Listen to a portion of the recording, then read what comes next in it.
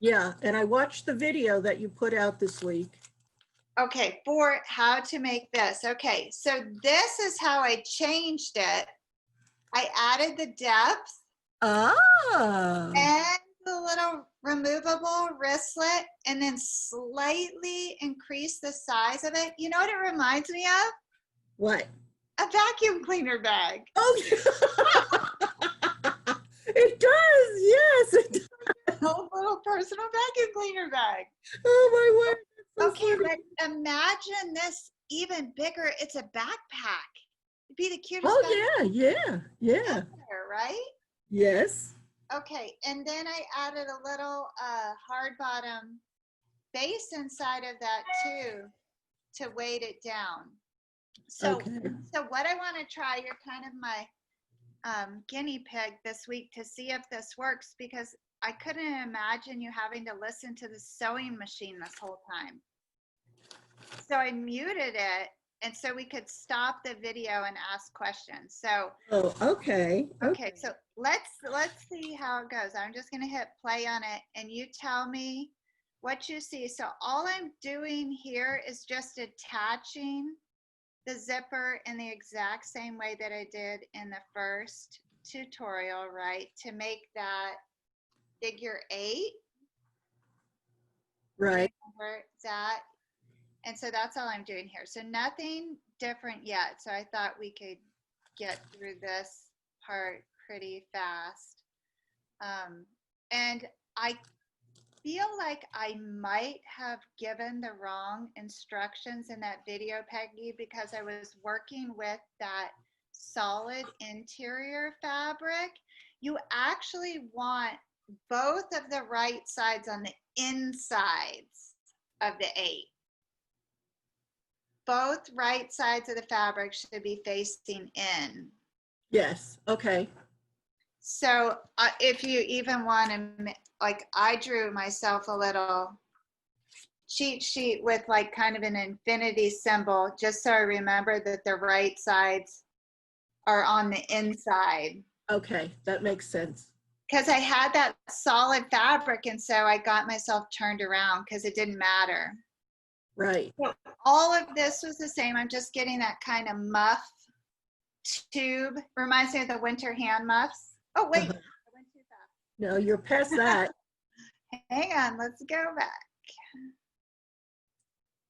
Okay, so this was here. And that's the where I said is the kind of the winter muff, right? Okay, then I Right. flattened that and turned it inside out so that zipper is on the inside now again, because we need to Okay. work from the inside out. Okay, so you see the zipper is just on the inside, it's just the muff. Then I'm Yeah. just stitching across the base of that so I can create that fat corner from the inside out. Yeah. And I am going to post this video too. So let me back that up so you can see that.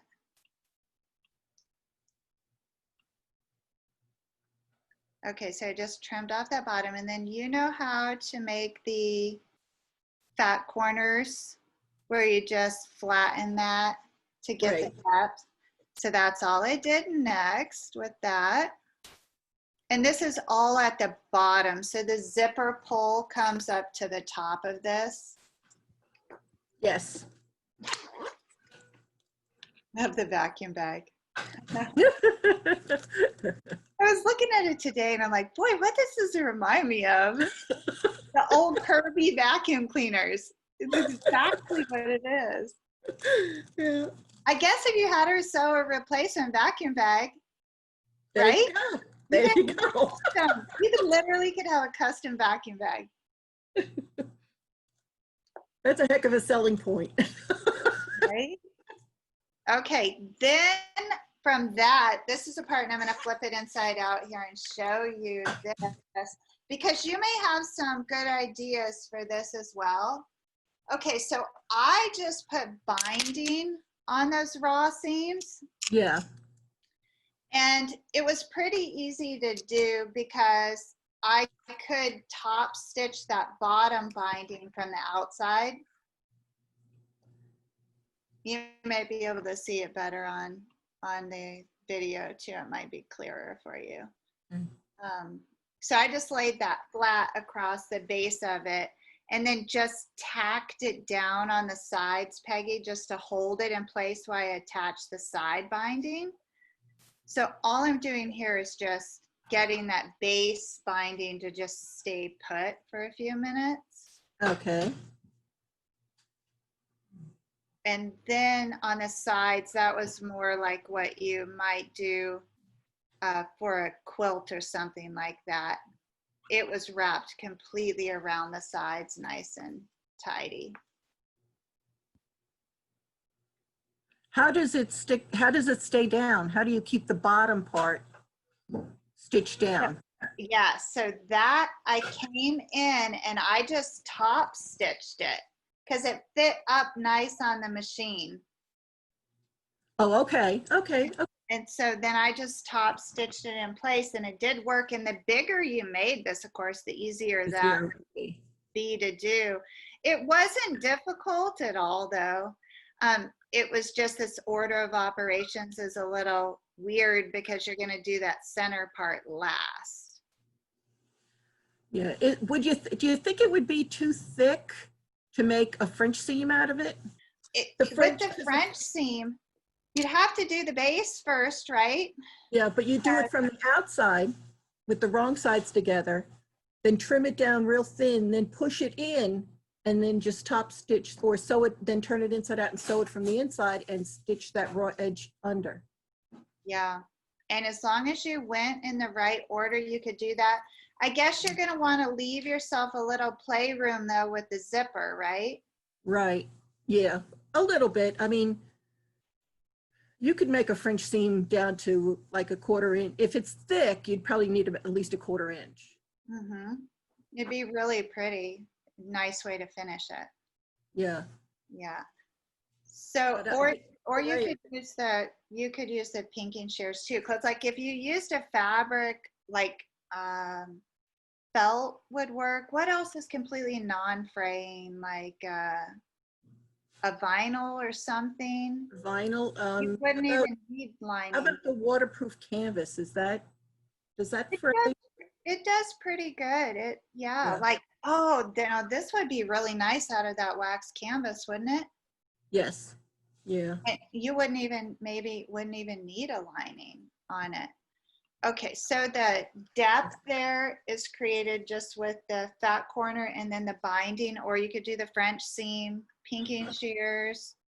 Not sure. If you use non-fray fabric, then it's not an issue either way.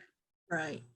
And so this is how I stitched in that binding across the base there, Peggy. I just Okay. have this right sides up and I'm just attaching it like that. I also thought okay. too, iron on fabric glue and there you can see there. Yeah. Would be really easy to work with too, to hold that in place. Or even some tape, some of that tape. Yeah. Yeah, there's plenty of ways to do that. Does that tape make your needle gooey? It could, but I keep a where is it? I keep a bottle of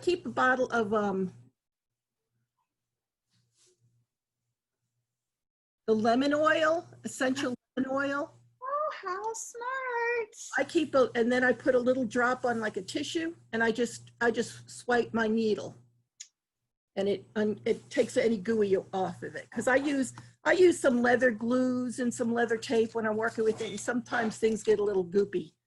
So I around. Excellent idea. Okay, so then from here, it's not very complicated because we're kind of back to the original pattern. So I just lined everything up and put that binding across the top. So here I'm just making that little tiny tab to hang. Oops, can you see that? Just making a little tab there to hang this in the little wristlet strap. Mm-hmm. And I do feel too, a good option for the tab would be off the back of this as well, if you didn't want it on the front by the zipper. You can also make the tabs, make the tabs a little bit longer and then fold them under, and then you can sew them on either side. Good idea. So it's in the center and it's centered. Oh, so are you thinking like you could fold them over both sides? Yeah, Yeah, that would be really clever. And if you were turning this into a backpack, that's where your straps would attach. yes, yeah. You would need to attach something at the base though. I guess you could move that binding to the outside. You Put it in the seam in the base somehow. well, you could put it in the seam in the base and actually sew it in the seam in the base and sew it up and then have the two D-rings come up around the bottom. Like here's the bottom, have the D-ring sewn here and then come up around the bottom and then put, you know, straps and then have a D-ring here and a D-ring here. One thing here that I thought about after, I didn't put the pleats in the top. I think it would be super cute pleated still at the top. Oh, how would you do the pleats at the top? So I would just, Yeah, I see it. Okay. yeah, fold them in and then that binding would be shorter, but I do think that could still be crazy cute. Yeah, I think it would probably be better with the pleats in it because then you'd just have that much more room in it. Uh-huh. Yeah. Yeah, and it would add, whereas now it kind of gets a little wider at the top. Yeah. So it would draw in the top a little bit. I really do want to make a big one of these. That we were talking about the garment bag before. This would be even better garment bag. It would, because you got the flat bottom, throw some shoes in the bottom there. Yeah, and you could even do some kind of false bottom on this. How fun would that be? Uh-huh. And zip off the shoes. Right? It would be good. That would be good. So we're just in the business of making miniatures. I think I've always wanted to sew miniatures of all my designs. Wouldn't that be fun? Yeah. Little teeny tiny miniatures. Yep. And so for my top trim there, I went across that like 3 times. Just to give it that kind of ribbed, Right. tough feeling. It would be a cute bag quilted too. Oh boy, wouldn't that be beautiful? If you use that double-sided quilted fabric that they sew. Yep, you could. This would have a lot of body. I didn't use any interfacing whatsoever on this one here. So with some larger size and interfacing, it would have a lot of substance. Yeah, the backpack you'd probably want to have some interfacing in it so it just doesn't slouch all the way. Yeah, I would like to see it out of a nice thick canvas. Yep. That is cute. So fun.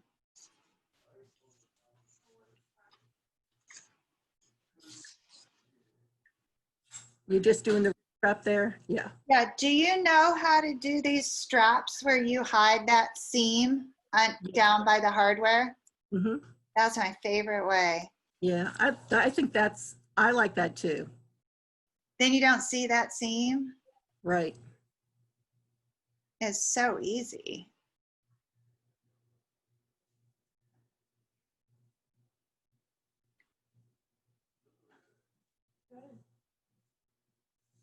Hey, sweetie.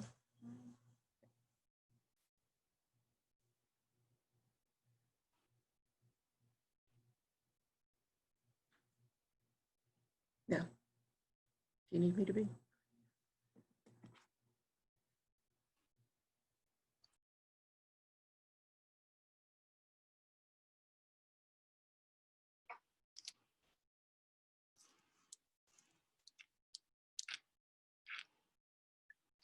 And that's it.